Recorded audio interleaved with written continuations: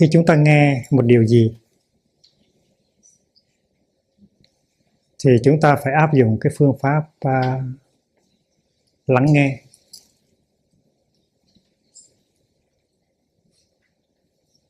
Nghe như thế nào để cái điều người ta nói có thể đi vào trong con người của mình được. Tại vì trong chúng ta ít người có thể tiếp nhận được những cái điều của người khác nói. Tại chúng ta đã có ý kiến sẵn, chúng ta đã có những cái tri giác sẵn. Những cái ý kiến đó, những cái idea đó, những cái tri giác đó, những cái perception đó chúng ta có sẵn rồi. Và vì vậy cho nên khi nghe chúng ta thường đưa những cái ý đó và những tri giác đó lên để mà so sánh với cái mà chúng ta đang nghe. Chúng ta đầy ý kiến và chúng ta đầy cái tri giác. Và khi nghe chúng ta đem những ý kiến đó, những tri giác đó lên để mà chào đón những cái chúng ta đang nghe.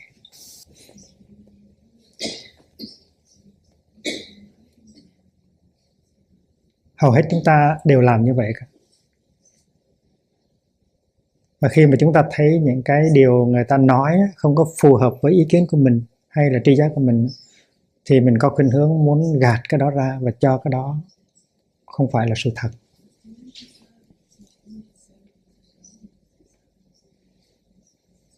Hầu hết chúng ta đều nghe theo kiểu đó. Và vì vậy cho nên chúng ta không thấm được những điều ta nghe. Đế thính, lắng nghe nghĩa là nghe mà không có đưa những cái ý kiến và những cái tri giác của mình lên để mà so sánh. Tại vì những cái ý kiến đó và những cái tri giác đó nó giống như một bức tường, nó chặn đứng trái banh trở lại. Người ta liệng trái banh vào bức tường trả trái banh trở lại. Bức tường không có khả năng tiếp nhận trái banh.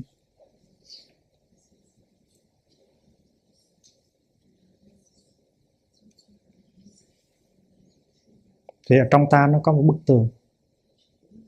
bức tường của ý kiến, bức tường của tri giác, nó luôn luôn đứng đó. Và mỗi khi có một cái điều gì người ta muốn nói cho mình nghe thì mình đưa bức tường đó ra để chống đỡ. Và vì vậy cho nên mình không có tiếp nhận được những điều người ta nói.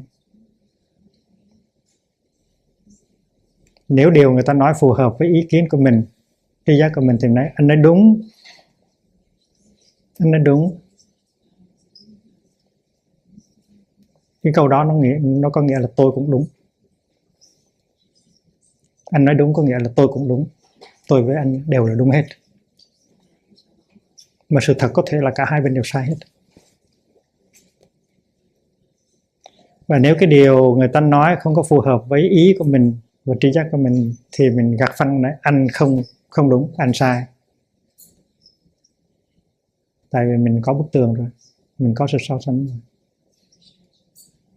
Và như vậy trong cả hai trường hợp mình không có tiếp nhận được cái gì hết. Giờ mình nói anh nói đúng hay là mình nói anh nói sai, thì trong hai trường hợp đó mình không có tiếp nhận được cái gì của người ta hết.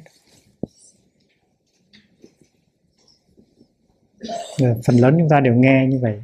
Và vì vậy cho nên nghe nhiều nó vô ích, nói nhiều nó cũng vô ích.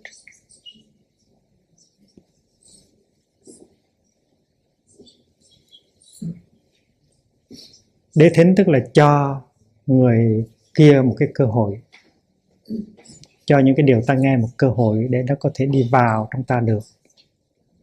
Vì vậy cho nên phải làm ra một khoảng trống ở trong cái lòng mình, faire le vide. Phải làm ra một cái khoảng trống ở trong mình, và trong đó không có ý kiến, không có tri giác, thì những cái điều người ta nói mới lọt vào được. Cũng như là lấy bức tường đi thì tự nhiên nó có khoảng trống và trái banh nó lọt qua được.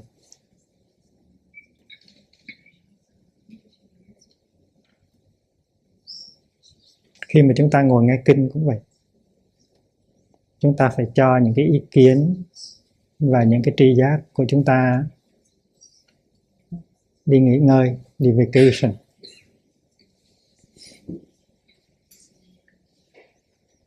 Thì chúng ta mới tiếp nhận được kinh.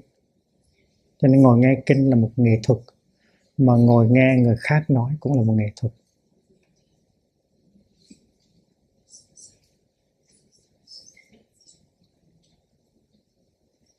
Empty yourself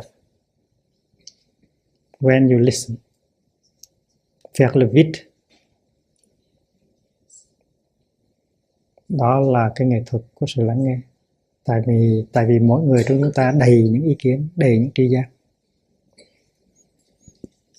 Và có thể là những ý kiến đó, những tri giác đó nó đầy dẫy những sai lầm, thành kiến.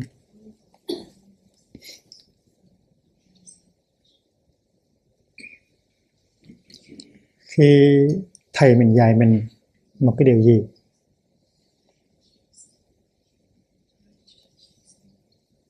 hay là sư anh của mình nói cho mình nghe một điều gì, hay là sư chị mình nói cho mình nghe một điều gì, thì mình phải cho phép cái điều đó nó đi vào trong mình. Còn nếu mà mình lập tức phản ứng, nghĩa là đem cái thấy và cái biết của mình ra để mà so sánh, thì tức là mình đang chối bỏ cái điều người ta đang nói cho mình. Có thể là người ta vì thương mình mà cho mình cái điều đó.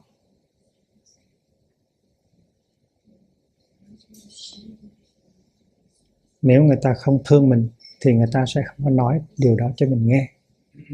Nhưng mà mình có cái ý kiến của mình rồi, thành ra mình đưa cái ý kiến của mình ra, mình đẩy cái kia đi. Và đó là một cái sự chối bỏ, rejection. Cái đó rất là thiệt thòi cho chính mình.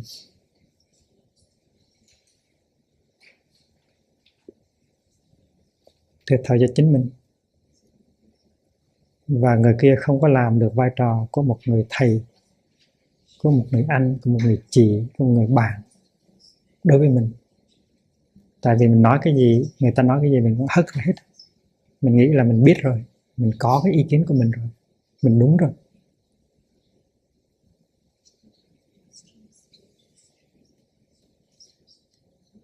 Cho nên làm khoảng trống là một cái nghệ thuật rất lớn. Empty yourself. Faites le vide là cái điều chúng ta phải thực tập. Khi người kia nói là mình phải biết nghe. Người kia có thể là cha mình, có thể là chồng mình, có thể là vợ mình, có thể là con mình, có thể là thầy của mình, có thể là sư em của mình. Và khi người kia nói thì mình phải có một cái thái độ rất kính cẩn. Mình phải làm, mình phải tạo ra một khoảng trống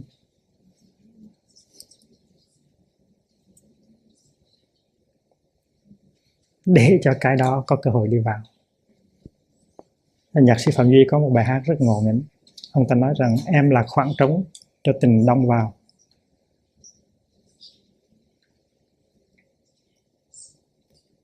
Anh là nơi vắng cho tình căng đầy. Tại vì nếu không phải là khoảng trống, không phải là nơi vắng, nó đầy dẫy hết, thì làm sao mà có thể có cái gì đi vào được.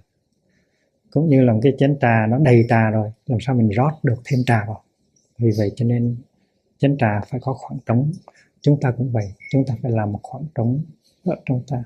Khi chúng ta nghe, khi chúng ta sống.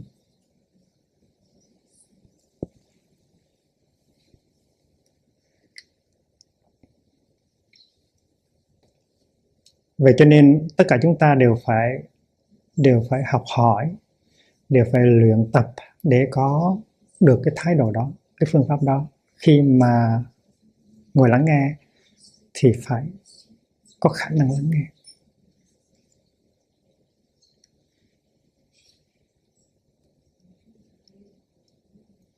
Đừng có nên lấy cái ý của mình, cái tri giác của mình ra mà đối đáp lại liền. Nếu như vậy thì mình phụ lại cái lời của người kia. Im lặng làm khoảng trống để cho cái người kia nói nó có thể đi vào được. Dầu là mình có cảm tưởng cái người kia nói không có đúng, là tại mình có một ý rồi, thành cố nhiên là mình có cảm tưởng cái lời nói của người kia không có đúng.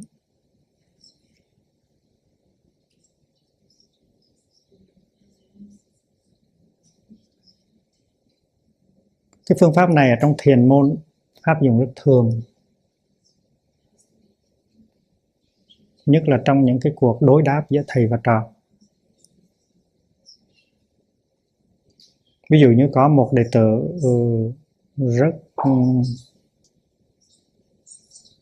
rất bằng lòng với cái học hiếu của mình, và tin tưởng rằng cái gì cũng có Phật tánh hết, cũng có nature of Buddha hết. Thì người có Phật tánh, mà núi cũng có Phật tánh, mà con chim cũng có Phật tánh, mà con cá cũng có Phật tánh. Thành ra một hôm đó lên hỏi thầy, bạch thầy, con chó có Phật tánh hay không?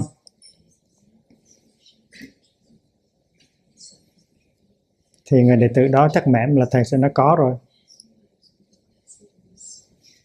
Ai về thầy nói gì có Phật tánh được, chó làm gì có Phật tánh.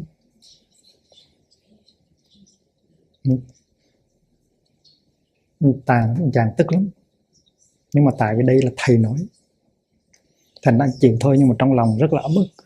Nếu một người khác nói thì chết với anh sẽ viện dẫn kinh này kinh kia, thiền sư này thiền sư kia để chứng tỏ rằng là con chó có Phật tánh. Nhưng mà tại vì ông thầy biết rằng anh này bị kẹt vào ý niệm, vào lý thuyết, không có chịu tu tập, cho nên ông thầy nói không có Phật tánh, để cho anh chàng này chừng hững và về xét lại cái cách học hỏi của mình. Khi mà chúng ta đọc tâm kinh Bát Nhã, nghe Bồ Tát Quan Thế Âm nói rằng là không có mắt, không có mũi, không có lưỡi, không có thân, không có ý, chúng ta chịu lép vế. Trong tâm chúng ta nói tại sao không có mắt được? Không có mắt được, tại sao tôi thấy răng của tôi? Tại sao không có mũi được? Không có mũi, tại sao sáng nay tôi có nghe mùi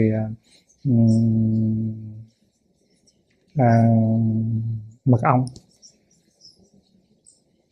Không có lưỡi, tại sao sáng nay tôi biết là muesli của tôi rất ngon? Vậy mà Bồ Tát Quan Âm nói là không có mắt, không có mũi, không có lưỡi. Tại ở trong của mình, ở trong người của mình nó có một cái ý, rồi người ta nói ra một cái nó khác cái ý mình thấy nó chưa đúng. Nhưng mà tại vì ở đây cái uy tín của Đức Quan Âm lớn quá, thành mình không dám gân cổ lên mình cãi. Chứ nếu mà một sư em mà dám nói như vậy thì chắc là mình không có để cho sư em đó yên đâu. Không mắt, không tai, không mũi, không lưỡi, không đắc, không khổ, không tập, không gì, không đạo, nói như vậy đó. Vậy thì khi mà mình nghe một cái gì đó, mình phải cho cái điều đó một cái cơ hội để mình hiểu, để mình có thể hiểu.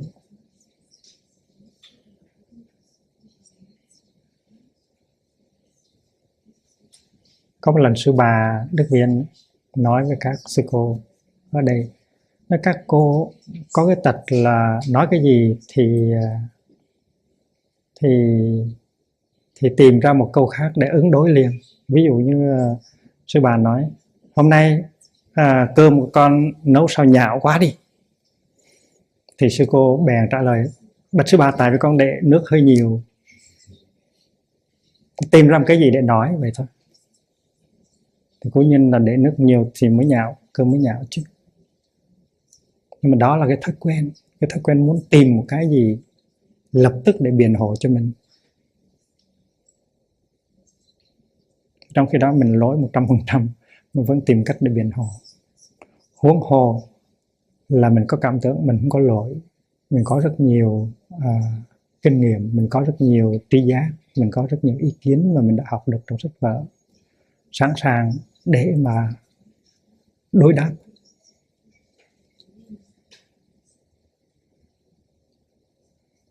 Vì vậy cho nên trong trong uy nghi. Mình được học rằng khi thầy dạy cái gì là mình phải chắp tay im lặng và mình tiếp nhận, dầu cái điều của thầy đang nói nó không phù hợp với nhận thức của mình. Điều này ngày xưa thầy đã học thuộc lòng. Bây giờ mình chưa thấy thầy đúng, nhưng mà 3-4 ngày nữa thì mình thấy té ra thầy nói nó có sự thật ở trong, có đúng ở trong. Và có khi không phải là 2-3 ngày sau, mà có khi 2-3 năm sau mình mới thấy được thầy của mình là đúng. Và nếu mà mình dùng cái tri giác với cái ý niệm của mình để mà đối chọi với cái điều thầy nói thì làm sao được. Mình đâu có cần thầy, mình đâu cần tăng thân. Thầy có đó, tăng thân có đó là để mà soi sáng cho mình, để mà hướng dẫn mình. Và nếu mình quá tự tin nơi cái thông minh của mình, quá tự tin nơi cái tri giác của mình, thì mình đâu cần thầy nữa, mình đâu cần tăng thân nữa. Và vì vậy cho nên mình phải học để làm ra một cái khoảng trống ở trong mình. Đó là vì mình mà làm như vậy, để đừng phụ cái công ơn của thầy và của tăng thân. Phải luyện tập, đừng có nên đối đáp liền lập tức. Phải tìm cách đè nén cái ý riêng của mình và cái tri giác riêng của mình xuống, để cho cái điều của thầy và của tăng thân nói nó đi vào được. Rồi đi thiền hành, rồi ngồi thiền tọa, làm thế nào để thấy được.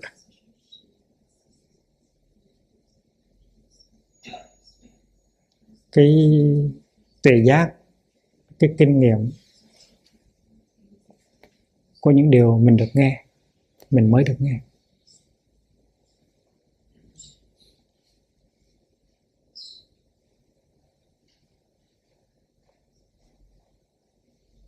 Khi học kinh cũng vậy. Mình cũng có ý kiến, mình cũng có tri giác của mình về giáo lý. Và đọc kinh mà với cái tâm niệm so sánh thì mình sẽ không có tiếp nhận được ý kinh. Mình phải để một khoảng trống ở trong lòng thì ý kinh nó mới biểu lộ ra được.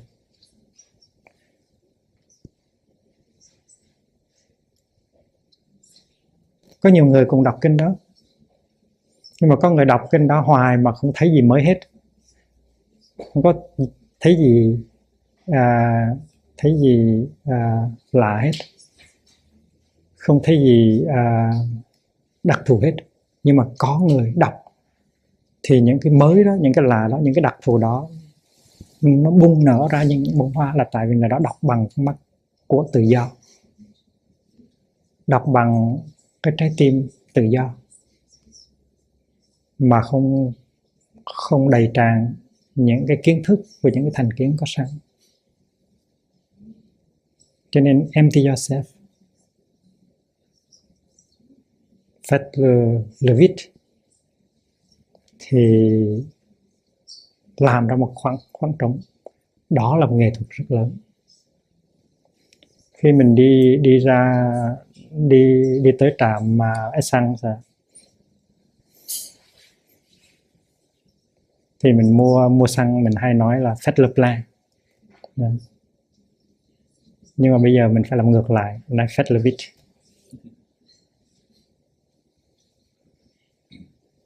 Thay vì nói fill it up thì mình nói empty it. Đó là cái nghệ thuật của mình.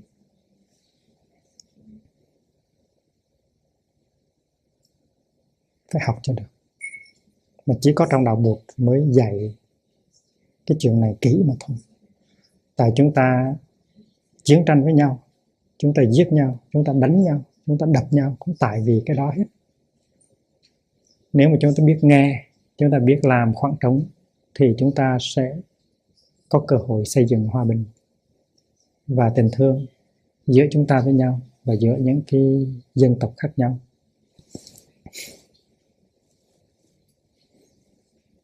Điều này phải đem ra thực tập trong đời sống hàng ngày. Chúng ta phải tập nghe và tập nói.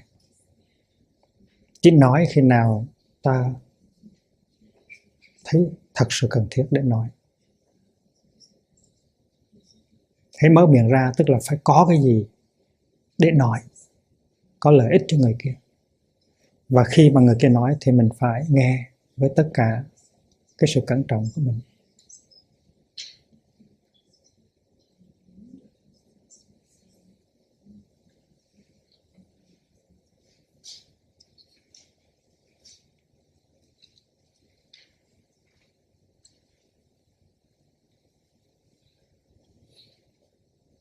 Chúng ta có cái danh từ thanh văn. Thanh văn tức là nghe cái âm thanh. Tiếng Phạn là Sravaka.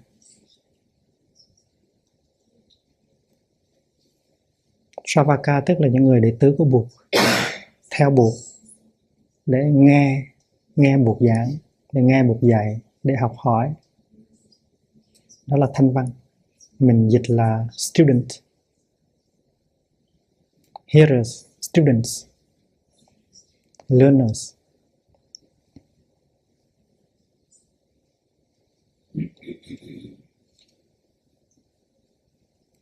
Mình nghe để làm gì? Trước hết mình nghe để mình thấy rõ cái trạng thái của thân tâm mình. Trong thân mình có những cái bệnh gì? Và trong tâm mình nó có những bệnh gì? Có những cái khiếm khuyết nào để mình học hỏi, để mình tu tập, để mình chuyển hóa. Và khi nghe, mình phải nghe với một cái tâm niệm cầu học. Đáng lý nghe là phải chắp tay như vậy.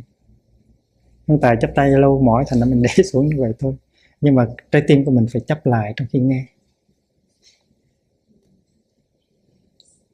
Ví dụ mình đi ra ông bác sĩ để ông nghe ngóng, ông khám xét, rồi ông nói cho mình biết có cái gì nó bất thường ở trong cơ thể của mình. Thì mình ra mình trả tiền ông là để mà nghe chứ phải không? Để nghe nói what is wrong within your body. Mình cần ông bác sĩ nói cho mình biết là tim của mình ra sao, phổi của mình ra sao, bao tử của mình ra sao, máu của mình ra sao, và ruột non, ruột già của mình nó ra sao. Mình muốn biết sự thật.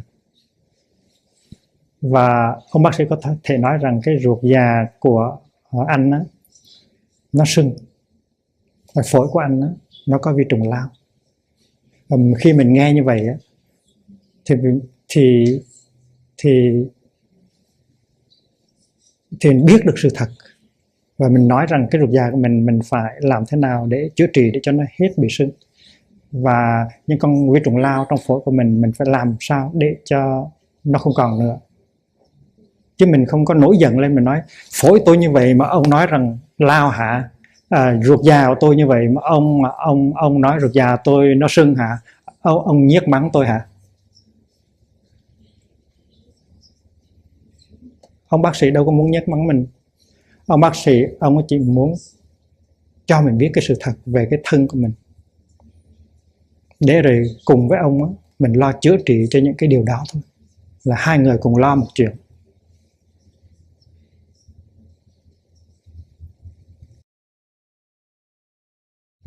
Thì trong một cái đạo tràng cũng vậy. Trong đạo tràng á, thì thầy và tăng thân giúp mình để mình thấy được những cái gì nó không có hoàn hảo trong cái tâm của mình. Ví dụ như mình có cái sự vướng mắc, mình có cái sự mê đắm, mình có cái sự giận hờn, mình có cái sự bực bội ở trong lòng, thì thầy và tăng thân nói rằng sư em có sự giận hờn, sư em có sự bực bội, sư em có sự vướng mắc. Nói như vậy không có nghĩa là nhiếc mắng mình, là nhục mạ mình, mà để chỉ cho mình thấy những cái khuyết điểm ở trong về cái phương diện tâm, để cho mình tu tập chuyển hóa. Mình cũng cần thuốc cho tâm, cũng như là mình đã cần thuốc cho thân. Thì mình phải chắp tay lại nghe những cái điều đó với tất cả cái sự cảm ơn của mình thì mới được. Tại vì người nói là nói với cái sự thương yêu và muốn cho mình có thể chữa trị được, chứ không phải là người nói muốn nhiếc mắng mình.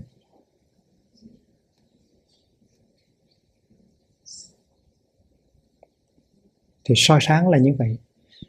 Khi mà đại chúng ngồi lại để soi sáng cho mình, offering guidance, là để cho mình tu tập và chuyển hóa cho mau chóng, chứ không phải là ngồi lại đó để mà tố khổ mình,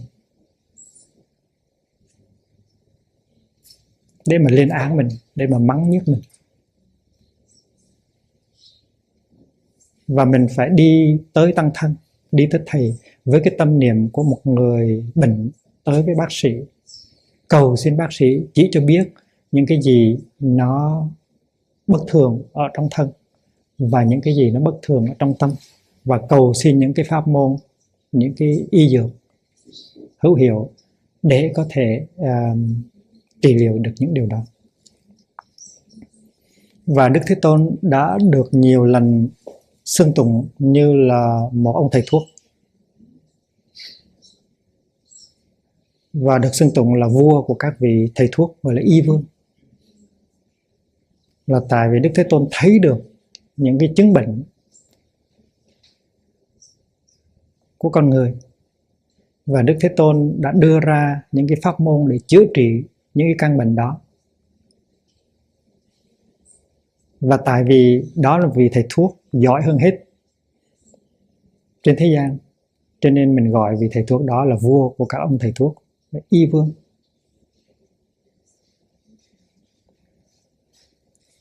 Mình là học trò của Đức Thế Tôn thì mình cũng phải học cái ngành thuốc đó, để mình tự chữa trị cho mình và để mình chữa trị cho những người mình thương.